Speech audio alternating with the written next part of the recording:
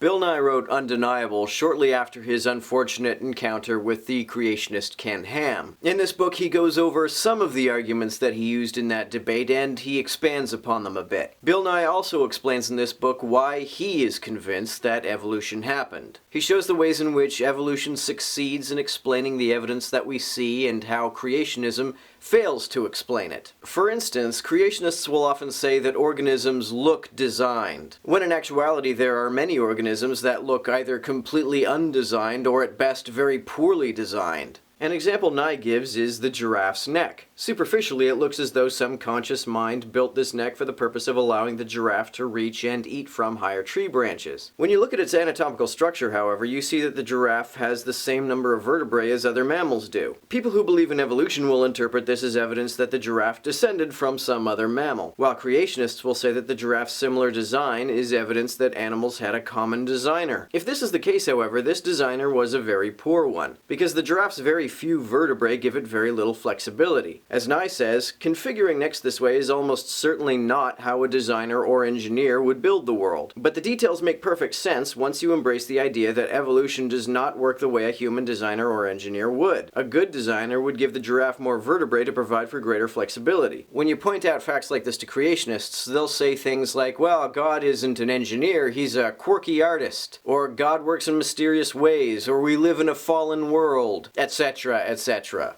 Nye also says, if you're a creationist reading this and you want to remark something like, well, that's the way he did it, I'll tell you right back, that is not reasonable, nor is it satisfactory. How can you take the lack of evidence of a plan as evidence of a plan? That makes no sense. On the whole, this is a great book. Bill Nye writes clearly, simply, and humorously. The chapters are short, and if you're looking for an introduction to the debate between creationists and scientists, this is a good place to start. If you're looking for an introduction to evolutionary biology, this is also a good place to start. Before reading this book, I didn't feel like I had all that great a grasp on concepts like punctuated equilibrium and genetic bottlenecks, but the chapters that explain those things explain them very clearly. One major criticism that I would make of this book is that Nye expresses an admittedly controversial objection to GMOs. He argues that, although we can know exactly what happens to any organism we modify, we just can't quite know what will happen to other species in that modified organism's ecosystem. The problem I have with this argument is that even traditional methods of crossbreeding and selective breeding have the potential to create an organism that throws the ecosystem out of balance in unpredictable ways. GMOs are not special in this regard. Even agriculture itself interacts with the surrounding ecosystem in ways that could be potentially hazardous. Given the capacity for agriculture in general, and GMOs in particular, to benefit people, I don't see why these are not risks worth taking. Fortunately, Nye has changed his stance on the issue, and the next edition of the book will contain a revised chapter on GMOs. So if you're going to get this book, maybe wait until that version comes out.